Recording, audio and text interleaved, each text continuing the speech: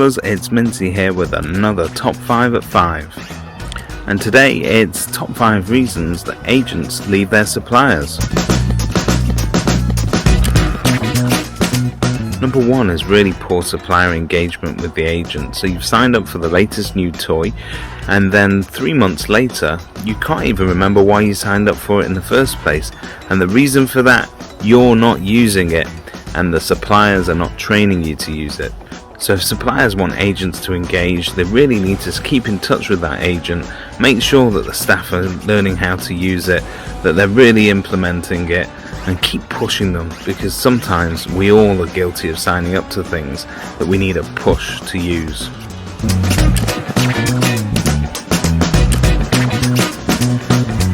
Number 2 is price disparity, and obviously this is a big one.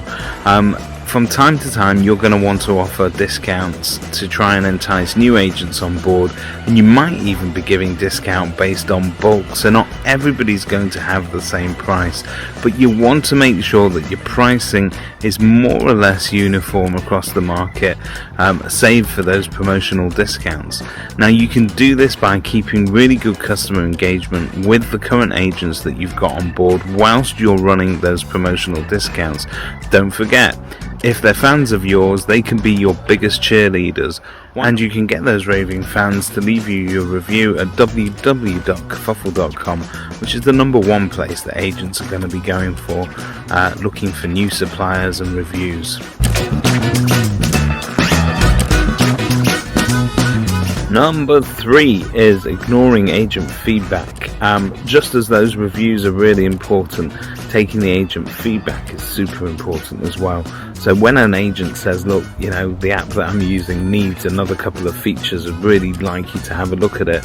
Of course, we don't expect you to rewrite your software just for anybody, but if there is some common feedback there, the likelihood is that most agents are going to want to see that functionality introducing, and if you don't, maybe somebody else will. So take that feedback into account and make sure that your development team are actually working on it and stand a good chance of being able to bring it out soon.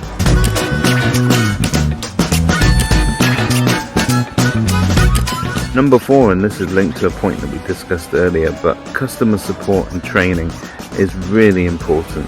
To make sure that the agents are still engaging and actually using the software to the fullest of its ability and getting the most out that they can. But also, let's not forget that these agents are in the business of customer service, and they work very hard to give their clients a great customer service, so you're going to have to make sure that you're doing the same.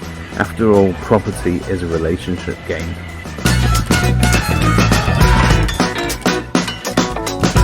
Number 5 is your product something that adds value to the end user. So that will be a buyer, a seller, a landlord, or a tenant.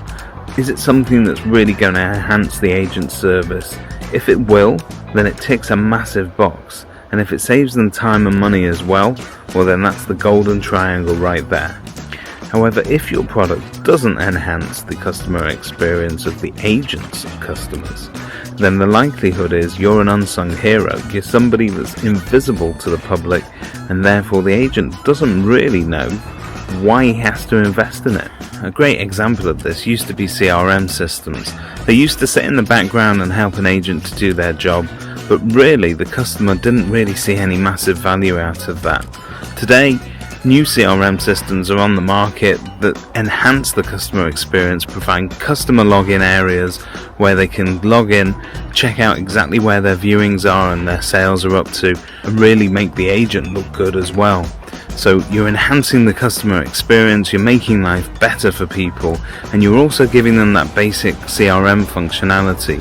So this is just one way that the CRM sphere is changing, and we can all take some lessons from that. So that's Mincy's Top 5 at 5. I'll see you again tomorrow.